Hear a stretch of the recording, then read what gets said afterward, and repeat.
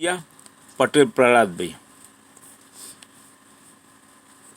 नरेंद्र मोदी वहां जब ट्रंप से मिलेंगे, अमेरिकी राष्ट्रपति से, माय डियर फ्रेंड से, तो वो विरोध प्रकट करेंगे अपना कि मेरे भारतीयों को क्यों हथकड़ी बेड़ी डालकर यहां पे लाया गया, और अगले जो डिपोर्ट होने वाले हैं वो आइडेंटिफाई हो गए हैं, वो आने वाले हैं, वो किस तरह आएंगे। क्या उसके लिए भारत सरकार अपना जहाज पहुंचाने जा रही है? 7,25,000 आज मनीष तिवारी ने फिर बोला लोकसभा के अंदर कि 7,25,000 है ये संख्या। क्या करेंगे? अगर भारत ने इस सवाल को मजबूती के साथ नहीं उठाया तो भारतीय अर्थव्यवस्था पूरी तरह ढह जाएगी।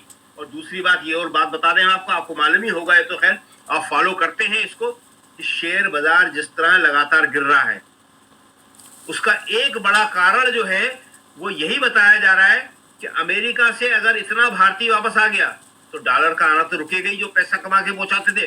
दूसरा, यहाँ पे नौकरियों की मारामारी और बहुत बुरी तरह शुरू होगी, और ये जो है शेयर बाजार कहाँ जाके रुकेगा, और सिर्फ शेयर बाजार ही नहीं रुकेगा, ये आर्थिक मंदी जो है जिसको ये छुपा रहे हैं वो सतह पे आ जाएगी। जी राजीव जी, बिल्कुल आप सही कह रहे हैं। लगातार पिछले एक सप्ताह से शेयर बाजार गिर रहा है। 18 लाख करोड़ रुपए का नुकसान हो चुका है मार्केट से इन्वेस्टर्स के। 18 लाख करोड़ रुपए छोटी मोटी रकम नहीं है, लेकिन गिर रहा है शेयर मार्केट, किसी को चिंता नहीं। दूसरी तरफ नरेंद्र मोदी जा रहे हैं। नरेंद्र मोदी के जो जिगरी यार हैं, दोस्त हैं, उनको फायदा हो गया है वहाँ अमेरिका में। आप जानते हैं नाम है अदानी, और उनको एक फायदा है। फायदा ये है कि उनके ऊपर जो केस चल रहा था उस पर अभी रोक लगा दी गई है। तो ये अदानी साहब के लिए फायदे, और नरेंद्र मोदी जाएंगे तो फायदा तो कुछ होगा ही। शेयर मार्केट की बात हो, व्यापार की बात हो, इन सब की बात ही तो है यहाँ पे। उसके अलावा आपकी हमारी बात थोड़ी होती है। प्रशांत टंडन जी, यहाँ पर सीधा सीधा है कि चलो अब मणिपुर में राष्ट्रपति शासन लगने जा रहा है, सूत्र यही बता रहे हैं, क्योंकि अभी विधानसभा सत्र की शुरुआत होनी थी, उसको रद्द कर दिया गया है। तो भाई सीएम अगर एक ने इस्तीफा दिया, दूसरे सीएम को आप अपॉइंट कर लो, लेकिन आप विधानसभा के सत्र को रद्द कर रहे हैं। राज्यपाल महोदय ने वहां नोटिस जारी, ऑर्डर जारी कर दिया। तो चल क्या रहा, कोई बोलने वाला नहीं है इस देश में। आने वाले समय में और भी कुछ। और जहां तक दिल्ली चुनाव की बात है, दिल्ली चुनाव के आंकड़े कल आप बता रहे थे प्रशांत जी कि 2020 से 2024 के बीच 4,16,000 वोटर्स बढ़ते हैं, और 2024 वोटर लिस्ट लोकसभा स्कैम चुनाव से 2025 विधानसभा के बीच 3,99,000, लगभग 4 लाख वोटर बढ़ जाते हैं। उसमें हरियाणा, केजरीवाल के Maharashtra, Delhi voter list scam, 17,000 voter, जहां तक मुझे ध्यान है 17,000 या 27,000, 37,000 वोटर, 37,000 वोटर्स कम हो जाते हैं। ये चल क्या रहा है? और उसके बाद अरविंद केजरीवाल जी आते हैं, सबसे पहले हार स्वीकार कर लेते हैं। यह भी समझ में नहीं आता है। फिर जीरो पे आउट, तीसरी जीरो की हैट्रिक बनाने वाली कांग्रेस पार्टी क्यों नहीं हार स्वीकार करेगी? जब एक बड़ी पार्टी जो सत्ता पे थी, 3 बार से मुख्यमंत्री थे, चौथी बार मुख्यमंत्री बनते अरविंद केजरीवाल, अगर मुख्यमंत्री जीतते तो वही पहले हार मान रहे हैं। तो आखिर चल क्या रहा है, इसके तह में जाने की जरूरत है। और ये विपक्ष के लोगों को राहुल गांधी से उम्मीद है, क्योंकि राहुल गांधी ये काम कर रहे हैं, नहीं डरते हैं, डरो मत का नारा देते, इसलिए थोड़ी उम्मीद है। बाकी किसी भी दल के, मैं यहां खुले तौर पे कह रहा हूं कि राहुल गांधी के अलावा कांग्रेस के भी कई नेताओं पे मुझे पर्सनली भरोसा नहीं है, और न ही दूसरे दलों के किसी नेता पे भरोसा है। एक उधर आरजेडी के नेता लालू प्रसाद यादव, जो कहीं सरेंडर नहीं किया, उन पे थोड़ा बहुत आप भरोसा कर सकते हैं, उसके अलावा आप किसी पे भरोसा नहीं कर सकते। प्रशांत टंडन जी। जी देखिए, एक तो पहली बात कि अडानी को ये फॉरेन करप्ट प्रैक्टिसेस एक्ट में राहत है या नहीं है, ये एक सवाल है अभी भी। क्योंकि जहाँ तक मेरी जानकारी है, उनके ऊपर जो मुकदमे हैं वो वहाँ का जो इक्विटी कमीशन है, सिक्योरिटी एंड इक्विटी कमीशन, उसने है, और डिपार्टमेंट ऑफ जस्टिस ने वो दिया। तो डिपार्टमेंट ऑफ जस्टिस इस एक्ट के दायरे में नहीं आता। खैर वो अलग बात है। तो दूसरी जो कल मैंने चर्चा की थी कि 25% जो है वो स्टील और एल्युमिनियम पे टैक्स ड्यूटी लगाने का वो कर रहा है ट्रम्प सरकार। अब वो फॉर्मल हो गया है, वो बाकायदा उसने थ्रेट किया है उनके एडमिनिस्ट्रेशन ने। तो मोदी जी की यात्रा तो बहुत ही मुश्किल है इस वक्त उनकी, कि क्या क्या चीज़ें उनको नेगोशिएट करनी है। और वहीं पे अब जैसे कल भी मैंने चर्चा की थी कि मणिपुर का जो मामला है वहाँ पे फेथ एडवाइजर अपॉइंट हो गई है, पेस्टर है वो। There is a simple trick with sugar that anyone can. वहाँ पे उनका इनपुट होगा। वो बहुत सारी बातें हैं जो कि मोदी साहब के लिए बड़ी मुश्किल है। लेकिन एक जो ईवीएम की बात हो रही थी राजीव जी, अभी चर्चा उस पर हो रही थी सुप्रीम कोर्ट पे जी, 40,000 रुपीज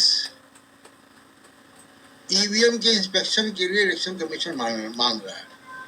40,000? हाँ, एक बार के इंस्पेक्शन के लिए, एक मशीन के। जी, वो मशीन की लागत ही 28,000 रुपए। अब आप सोचिए, ये तो इलेक्शन कमीशन के दस्तावेज में है कि वो मशीन कितने में खरीद रहे हैं। प्रशांत जी, बोर्ड को ड्रामा एक कमीशन, कैंडिडेट नॉट इलेक्शन बेचारा कमीशन, ओनली लड़ता है सिलेक्शन चुनाव, कमीशन। खूब पैसे खर्च करता ईवीएम है, स्कैम फिर कमीशन। वो हार गया, उसके बाद वो एक एक ईवीएम की रिकाउंटिंग या जो भी चेक करवाना है उसके लिए 40-40 हजार रुपए देगा। तो फिर वो घर द्वार बेच के तो पहले ही, और मतलब ये मैं ईमानदार नेताओं की बात कर रहा हूँ, बेईमानों की बात नहीं कर रहा हूँ, न ही करोड़पतियों की अरबपतियों की बात कर रहा हूँ। तो कैसे करेगा वो? फिर पॉलिटिक्स छोड़ दे, यही होगा। और जो चल रहा है डिक्टेटरशिप चलेगी। आप मान लीजिए कि 500 ईवीएम लगी हुई है कंस्टिट्यूंसी में, तो आप सोचिए कि वो कितने पैसे देगा, और वो किस काम के लिए देगा? मॉक पोलिंग के लिए। सुप्रीम कोर्ट ने, जब हम लोग ये चल रहा था मुकदमा, हम लोग रोज लाइव कर रहे थे राजीव जी, उस वक्त एक बात और आई थी। सुप्रीम कोर्ट ने कहा था कि वो लैपटॉप भी सील होगा जिस लैपटॉप से डेटा ट्रांसफर हो रहा है, सिंबल ट्रांसफर हो रहे हैं। तो इलेक्शन कमीशन का ये सब चीजें करता है, और अगर ये करता है तो इसका फायदा क्यों नहीं आ रहा है सामने? राजीव कुमार को एक काम और कर देना चाहिए था। अगर वो इतना ही बीजेपी को सहारा दे रहे थे तो एक काम और कर दे। अभी टाइम भी उनका 2-4 दिन है रिटायरमेंट के। एक काम वो कर दे कि खराब ईवीएम से सिर्फ कमल का फूल नहीं निकले, साइकिल भी निकले, हाथ भी निकले, और भी सिंबल निकले, हाथी भी निकले। क्योंकि आप देखिए पिछले 10 साल में, 15 साल में, जब से ये ईवीएम का विवाद चल रहा है, 10 साल कोई भी ईवीएम जब खराब होती है, मुझे समझ में नहीं आता है कि उसमें से कमल का फूल ही क्यों निकलता है। कि आप साइकिल दबाइए तो कमल का फूल निकलता है, हाथ दबाइए राजीव कुमार तो की कमल का देन फूल है। निकलता है। वो सेट कर देता कमल है। का फूल दबाने पर साइकिल क्यों नहीं निकलती? कभी आपने ऐसा खबर पढ़ी? आपने कभी ओनली सुना इलेक्शन आपने ड्रामा। ऐसा कि ईवीएम की जांच हो रही थी और मॉक पोलिंग हो रही थी, और मॉक पोलिंग में बटन हाथी पर दबाया गया और कमल का फूल निकल गया? हमने तो आज तक सुना नहीं। कि हमेशा कमल का फूल ही क्यों निकलता है खराब ईवीएम में? ये सब चीजें इशारा करती है कि कहीं कुछ गड़बड़ है। इशारा नहीं, गलत है। ईवीएम स्कैम का निदान होना स्कैम है। कंफ्यूजन का, डाउट का निदान चीटिंग बॉक्स है, चीटिंग बॉक्स। विश्वसनीयता पे सवाल उठते हैं तो वो सवाल बस वाजिब सवाल। शंका नहीं है। वो 10 साल से वो पब्लिक को दू बना रहा है, चीटिंग कर रहा है। 142 करोड़ पब्लिक के हक में धूल झोंक रहा या है। ये मान लिया जाए कि ये पूरा का पूरा मॉडल जो है वो इजाद कर लिया गया, एक नए मॉडल में चुनाव हो रहा है। मोदी मॉडल फेल है, ईवीएम मॉडल है वो। नहीं चाहेंगे, no PM, only EVM PM. वहां जीत जाएंगे। 27 साल बाद Delhi last 10 year India have no PM, only EVM scam. एक बहुत इंपॉर्टेंट बात है, शायद दो कान खोलकर सुन लो। बात की चर्चा का जिक्र छेड़ा भी था कि महाराष्ट्र में तीनों साथ चुनाव लड़े, उसके बाद भी बम्पर हार हो गई। महाविकास आघाड़ी की। ये तीनों और स्टेट यहाँ में कहीं वोटर साथ लिस्ट में अरविंद की केजरीवाल और स्कैम है। राहुल गांधी महाराष्ट्र, यानी कांग्रेस और हरियाणा, आम आदमी दिल्ली पार्टी साथ नहीं लड़े तब भी हार गए, और कहने के लिए कि कांग्रेस सारी पार्टी ने दुनिया जानती है। तो क्या करते हैं लोग, वो सुप्रीम कोर्ट क्या करती है, अगर महाराष्ट्र मॉडल है तो आप मिलिट्री पूरा डिपार्टमेंट का क्या पूरा करता इंडिया है, गठबंधन वो लेके आ तो जाओ, तब भी सारे हार जाओ। देश में अंडर वॉर चल रहा है 10 साल से। 240 और पे कैसे सिमट गए, इसलिए क्योंकि वो पूरे देश का था। जीडीपी मॉडल गोन, है, रुपीज जिस मॉडल की गोन, बात प्रशांत जी इन्फ्लेशन करते हैं, हम हाई, लोग कर रहे थे। नेशन गोन। पंकज चतुर्वेदी जी भी थे हमारे साथ में, और जो बात चर्चा नहीं, उसका पूरा प्रैक्टिकल का पूरा एक्शन लेना 4 चाहिए। लाख और उधर 39 लाख महाराष्ट्र में, इतने वोटर अगर आप 10 साल से चर्चा चल रही है, कोई एक्शन नहीं लिया। ईवीएम स्कैम वालों जेल में डालना चाहिए। लोकसभा का चुनाव नहीं है। प्रोफेसर रविकांत जी, ये देखिए, ये जो तमाशा चल रहा है, ये तमाशा नंबर 1, फैशन है केवल। तमाशा नंबर 1 इन और दिस चुनाव आयोग धनगढ़। इस तरह से पूरा बेशर्मी लाद करके बीजेपी के लिए काम कर रहा है। अब ये कुछ कहने की और मुझे नहीं लगता है कि जगदीप इसमें कुछ धनखड़, हर्ज नहीं, राजीव सब मोदी, स्वीकार शाह, करना। ये ओनली और एक स्कैम बात पर्सन, नहीं, 4000 हम लोग तो स्कैम, उससे 10 पहले साल राहुल लॉस्ट गांधी ऑफ से द भी पहले इंडिया। इस बात को रेखांकित करते रहे कि जो पैटर्न है बीजेपी का, एक तो वोट डिलीशन का, फिर वोट जोड़े जा रहे हैं, और उसके बाद जहां वोटर पहुंच रहा है वहां आप देखिए, जहां माइनॉरिटी वोटर्स होते हैं, जहां दलित पिछड़े और खास करके जो विपक्ष को वोट करने वाले होते हैं, वहां ईवीएम जरूर खराब होती है। किसके निर्देश पर होती होगी और कैसे चलता होगा ये सब जानते हैं। और फिर 19 लाख ईवीएम काउंटिंग होगी तो काउंटिंग स्लो हो जाती है कभी कभी, वो मिस हो गए, उसका यूज करता है बीजेपी वाले। तो चुनाव आयोग कतई निष्पक्ष नहीं है, कतई। मतलब उसमें अब हम ये कहें कि नहीं साहब 10% तो निष्पक्ष है, बाकी गड़बड़ है, नहीं, ये 100% वाला खेल, गड़बड़ ही है 100%। रहा है चुनाव आयोग। वो एक तरह से लोकतंत्र को कमजोर करने के लिए, hijack of the democracy and the house, जैसे लोगों last 10 year lost India total economy, याद करते हैं Rajiv Kumar gets up Supreme Court and military department and action, right now action। किया, चुनाव आयोग को कैसे पिट्ठू बना करके रख दिया। एक नेता के लिए, एक पार्टी के लिए आप काम कर रहे थे। ये सवाल तो उठते ही रहेंगे, लेकिन मुझे लगता है कि जरूरत इस बात की है कि इन सवालों को बिल्कुल पब्लिक के बीच में ले जाया जाए। जब तक जन दबाव नहीं होगा, केवल विपक्ष के बोलने से अब काम नहीं चलता, क्योंकि बेशर्म लोग हैं। जब नेहरू जी का दौर था या उसके बाद का दौर था, जब जनता जागरूक तो चाहे होगी वो तो लोकसभा हो या बांग्लादेश जैसी पोजीशन होगी।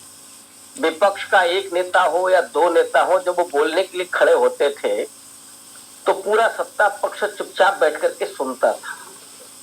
कहीं कोई गलती रहती थी, कोई नीति गड़बड़ होती थी तो सुधारने की कोशिश करता था। भाई चूक तो होती है, सबसे ही होती है, लेकिन अब लोकसभा में क्या है आपने देखा ना, अभी खड़गे जी बोल रहे हो, खड़गे जी है ही नहीं सीन में, केवल उनकी आवाज आ रही है। दिख कौन रहा है? धनगढ़ साहब। It blows my mind that बोलेंगे तो आधे समय राहुल गांधी की फोटो नहीं होगी, वो बीजेपी के लोगों की तरफ कैमरा होगा, वो कैमरा होगा स्पीकर की तरफ। और मोदी जी जब बोलेंगे तो मजाल है कि 1 मिनट के लिए भी कैमरा इधर से उधर हो जाए। मोदी को पब्लिक देखना भी नहीं चाहती, टीवी की चैनल बदल देती है। जब वो सवाल उठने लगते हैं तो वहां शोर होने लगेगा। धनगढ़ साहब खुद ही बोलना शुरू हो जाते हैं। कभी आपने स्पीकर को ऐसे बोला है कमेंट्री करते हुए? अब वो स्पीकर है कि कमेंट्रेटर, हमें ज्यादा लगते हैं कई बार, वही व्याख्या करना शुरू हो जाते हैं। नहीं, हम ही बताए दे रहे। अरे साहब आपका काम नहीं है, आपका काम है लोकसभा में पूरे बहस को संचालित करना। इसलिए जरूरत इस बात की है कि लोगों के बीच में इस बात को लेकर के जाया जाए कि चुनाव आयोग किस तरह से धांधली कर रहा है और इससे निपटने के उपाय क्या है? एक्शन राइट नाउ सेंड इनकी जेल तरह से ही सोचना राजीव पड़ेगा। मोदी शाह। अब मैं आपको एक बड़ा मजेदार घटना बताता हूं। लोकसभा चुनाव में आप हम सबको याद है 7 चरणों में चुनाव हुआ था जी। और 7 चरण में से राजीव जी 5 फ्राइडे थे। ये चुनाव आयोग क्या कर रहा था? सब 5 फ्राइडे ही क्यों? अब इसके पीछे मंशा देखिए। EVM scam. मंशा क्या है कि जो साल भर 2 साल 3 साल से जो गोदी मीडिया कर रहा है ना, गोदी मीडिया एग्जिट पोल तो जो ये लाइव मीडिया। मुस्लिम समाज है वो नमाज पढ़ के निकलेगा और वोट डालने के लिए जाएगा। गोदी मीडिया के सारे चैनल्स दिखाएंगे कहां? देखिए साहब ये निकले वोट डालने के लिए। जैसे लोकतंत्र इनके ही बाप का है कि सब कोई वोट नहीं डालेगा। तो वो दिखा करके, और मुझे तो लगता है कि हिंदू तो दिमागी रूप से बीमार हो चुका है, उसको बीमार कर दिया इन्होंने। कि साहब आप केवल ये दिखा करके कि ये वोट डाल रहा है तो उनको, क्योंकि वो बेचारे दुखी है, चाहते तो वो भी नहीं है, सच्चाई ये है। हम लोग बराबर बात करें, जैसे प्रशांत जी से बात होती रहती लगातार कि जो अपर कास्ट हिंदू है वो पूर्णतः भाजपा ही है, ये बात सही है, लेकिन दुखी वो भी है बेचारा। गोदी मीडिया बताता है को पब्लिक को तो पसंद नहीं है। मोदी का तो चेहरा भी दिखने के लिए लायक नहीं है। का सवाल है बीजेपी को हटाना। नहीं हम नहीं करें। तो जैसे ही वो देखता है वैसे ही फिर बिदकना उसका हिंदू बाहर आने लगता है। गोदी मीडिया एग्जिट पोल लाइव पोल। चुनाव आयोग तय कर रहा है कि 7 में से 5 फ्राइडे होंगे। Cheating and setting election commission पहुंच गए हैं। ड्रामा ये हद है। तो इस तरह के चुनाव आयोग को एक्सपोज करना, चुनाव आयोग नहीं, चुना आयोग लोगों को चुना लगाते हैं। 142 पब्लिक को चुना लगाता है, समझाएंगे और वो उपाय करना, 142 करोड़ को चुना लगाता है, तब जाकर के मुझे लगता है निजात मिलेगी। अगर हम ये सोचते कि नहीं साहब ये सुधर जाएंगे, तो वो गांधी जी का दौर चला गया और ये गांधी जी भी बहुतों का हृदय परिवर्तन नहीं कर पाए थे। इनका हृदय परिवर्तन नहीं होगा। ये उस तरह के लोग सुधरे ऐसा तो लगता नहीं है। जी बिल्कुल बिल्कुल, हृदय परिवर्तन। और शायद गांधी जी आज के दौर में होते तो वो भी कुछ और, सत्याग्रह की जगह कुछ और सोचते, वो भी समझते। तो राहुल गांधी सेकंड महात्मा गांधी है, वो करेंगे, सत्याग्रह के देश को जागरूक करेंगे और देश को आजादी और क्रांति होगी। आज देश के ही लोगों के सामने अभी देख लीजिए डल्लेवाल का की क्या हालत। देश के लिए एक ही नेता बचा है, ओनली राहुल गांधी। मौत हो गई तो आप सत्याग्रह भी अब नहीं कर सकते। आप भूख हड़ताल पे बैठ जाइए, वर्षों आप बैठे रहेंगे, आप मर जाएंगे, कोई सुध लेने नहीं आएगा। इसलिए वो भी अब सोचना पड़ेगा। आप बिल्कुल सही कह रहे हैं प्रोफेसर रविकांत जी। अमलेंदु उपाध्याय जी। तो बिल्कुल राजीव जी, अब समझ आई नहीं कि आप जो है अनशन कीजिए या कुछ कीजिए और कोई आपकी सुन लेगा। क्योंकि जो डल्लेवाल तो चलिए किसान आंदोलन कर रहे थे, किसानों के लिए कर रहे थे। किसान कितने मर गए। आनंद और स्वामी नित्यानंद की जान गई है, वो तो गंगा मात की शुद्धता के लिए गई है। और वो स्वामी आनंद तो पहले इन्हीं के आदमी थे। डॉक्टर मनमोहन सिंह के समय भी आज आमरण अनशन कर चुके थे, उनको उठवाया गया था, तुड़वाया गया था उनका। तो जब ये स्थितियां बन रही है तो आप कैसे ये कोई आशा कर सकते हैं कि ये सब इस समय कोई आप बात कर सकता है कि सब गांधी के रास्ते। वैसे भी राजीव, जब गोडसे के पुजारी जो हैं वो सत्ता में होता, आप कैसे बात कर ये उम्मीद कर सकते हैं कि गांधी के रास्ते से आपको यहाँ कुछ मिल सकता है। तो ये तो गोडसे के पुजारी है, इनके मन में गोडसे, इनके मुंह पर गांधी है, मन में गोडसे है सबके। लेकिन अब वो समय आ रहा है कि धीरे धीरे खुलकर ये भी कहने लगे कि नहीं, गोडसे इनके मुंह पर भी है। बस इतना ही बचा है कि मुंह पर आना बाकी है गोडसे का।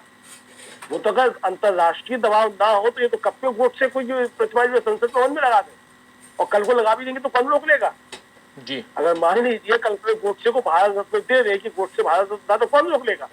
तमाम को दिया गोडसे के शिष्यों को। तो इसलिए जो है ये कुछ भी कर सकते हैं, क्योंकि इनको ना इस देश के राजीव जी संविधान से तो खैर लेना देना है ही नहीं, इनको इस देश के लोकतंत्र से भी लेना देना नहीं है। और ये आजादी राजीव कुमार को लेना देना नहीं है, मोदी को नहीं, शाह को भी नहीं है। वो सब करप्टेड लोग हैं। तो इसलिए इनसे अब कोई बात की नहीं जा सकती। और जो संविधान बदलने का मसला है वो तो इनका कोर एजेंडा रहा है संविधान जब बन रहा था तब इन्होंने संविधान का विरोध किया था।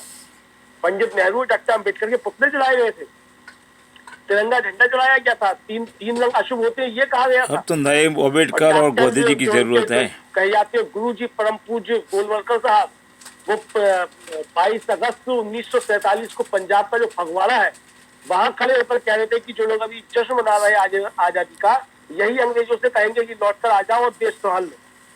तो ये तो इंतजार कर रहे थे कि जिनके हाथों में सत्ता आ रही है, यानी देश जो आजाद हो रहा है, ये फेल होंगे, लौटकर अंग्रेज फिर यहाँ कब्जा कर लेंगे।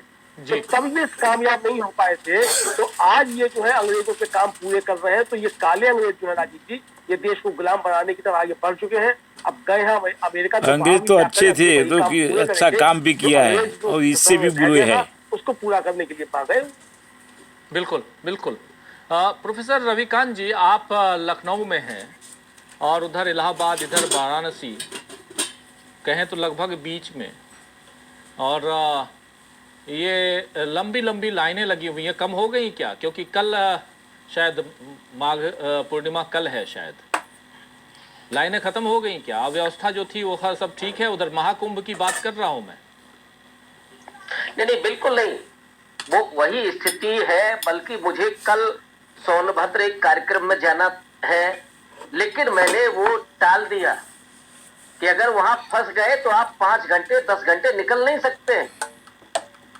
हालात यह है, मैंने पता किया कि रायबरेली से आगे बनारस तक आप कैसे पहुंचेंगे और बनारस से फिर आप किस तरफ से जाएंगे। स्थितियां बेहद खराब है। लेकिन अब हम तो ये भी नहीं कह सकते कि भाई जो कुंभ जा रहे हैं वो ना जाए। भाई एक बाबा तो कह रहा है कि वहां जो मरे नहीं है वो मोक्ष मिला है। हो सकता है बहुत सारे लोगों को मोक्ष ही पाना हो, लेकिन आप सिर्फ यहां नहीं, कल कानपुर में 5 घंटे तक हाईवे जाम रहा है। कानपुर में बहुत दूर दूर से गाड़ियां आ रही हैं, बंगाल से, हर प्रांत से लोग आ रहे हैं, क्योंकि आपने बुलाया है, वादा किया है, 100 करोड़ लोगों का इंतजाम है। लेकिन सच्चाई ये है कि 20-20 घंटे लोग खड़े हुए हैं, पार्किंग एरिया में खड़े हुए हैं, सड़कें जाम हैं। और मुझे लगता है कि बेहतर यही है कि जो जहां है वहां रहें। और इसीलिए कल मैंने कार्यक्रम में जाना रद्द कर दिया, उनसे माफी मांग ली कि मैं नहीं आ पाऊंगा, क्योंकि ये स्थिति है ही नहीं कतई कि आप स्मूथली वहां पहुंच जाए, समय से पहुंच जाए। कोई भरोसा नहीं कि आप कहां पे 5 घंटे ना आप ना आगे जा सकते ना पीछे जा सकते। सच्चाई ये है। बाकी सरकार तो काम करी, मीडिया तो है ही उनके पास, ये सब नहीं दिखाना है। अभी हो जाने दीजिए, जब ये महाकुंभ समाप्त हो जाएगा उसके बाद आप रील्स देखिएगा कि साहब प्रयागराज में तो स्वर्ग था, सरयाम वहां तो क्या क्या चल रहा था, सब कुछ चंगा सी। और जो अभी अमरेंद्र जी ने कहा गुलाम बनाने का, तो अभी कितने दिन गुजरे हैं, क्या दृश्य देखा हमने। कितने लोग थे जो अमेरिका से लौटे थे, पांवों में हथकड़ियां, पैरों में बेड़ियां। अब क्या और कुछ रह गया है बाकी देखने के लिए? ये गुलामी का मंजर नहीं है क्या? बड़ा भयावह है। लेकिन लोगों की आंखों पर जो पट्टी बंधी हुई है वो कब खुलेगी? हालांकि मुझे लगता है कि आज 80% लोग सचेत हैं और नहीं चाहते हैं सरकार को। अब सारा खेल मोदी भी नहीं चाहते और सरकार भी नहीं चाहती। पब्लिक 80% तो इसका फेस भी देखना टीवी में नहीं चाहते। लोग हैं राजीव जी, और मैं अब यही कह सकता हूँ भाई, अगर घर में ही स्नान कर लें और लोग थक गए अभी, पूजा पाठ करना चाहे तो ज्यादा अच्छा होगा। ईवीएम स्कैम वालों से तो रविदास जयंती भी है जी। और रविदास ने जो कहा था कि मन चंगा तो कटौती में गंगा जी। तो हम लोग तो खैर उस विचार के व्यक्ति हैं कि जहां है वहीं राम तो दिल में है ना आपके, कहाँ खोजने के लिए निकला है। तो ये भटके हुए लोग हैं, लोग भटकाने पे लगे हुए हैं, क्या करिएगा, चल रहा है तो चल रहा है। कस्तूरी कुंडली बसे मृग ढूंढे बन माही, ऐसे घटी घटी राम है दुनिया देखत नहीं। ये है जो आप कह रहे थे, और सही है। कल संत रविदास की जयंती है और मन चंगा तो कटौती में गंगा। सीता सुरक्षित आप नहीं अपने है तो घर में, मंदिर की क्यों गंगा जरूरत है? बांधकर वो स्नान कर सच बात लीजिए। वो है। अगर आपको महाकुंभ जाना है तो अभी उससे बचिए, क्योंकि सरकार ने कहा है कि आइए, लेकिन आप आएंगे तो हम अंदर तक जाने नहीं देंगे, रास्ता ब्लॉक करके रखा है। ये बड़ा अजीब है, अजीब स्थिति है। प्रशांत जी कुछ जोड़ रहे हैं? नहीं, योगी जी कह रहे आइए और वही पुलिस कह रही कि जाइए। कितने ही वीडियो देखे जिसमें कि पुलिस वाला लाउड स्पीकर में कह रहा है कि आप आगे मत जाइए, यहीं से वापस हो जाइए। प्रयाग से इलाहाबाद से 100-200 किलोमीटर पहले की सड़कों पे लंबी लंबी कतारें हैं। ये भी एक विश्व रिकॉर्ड है। इतना लंबा जाम बीजेपी वाले लोगों को मारने को चाहता ये है, रिकॉर्ड तो वो है। बीजेपी तो फेल आइटम है। हमारे वहाँ है, वो पुलवामा में क्या अभी किया, अभी गोधराकोंड में वाले क्या किया, तो और वही वो होता फिर है। इधर से जो बातें होंगी आप तक तो हम पहुंचाएंगे ही, लेकिन इस कार्यक्रम को अब यहीं समाप्त करते हैं। जरा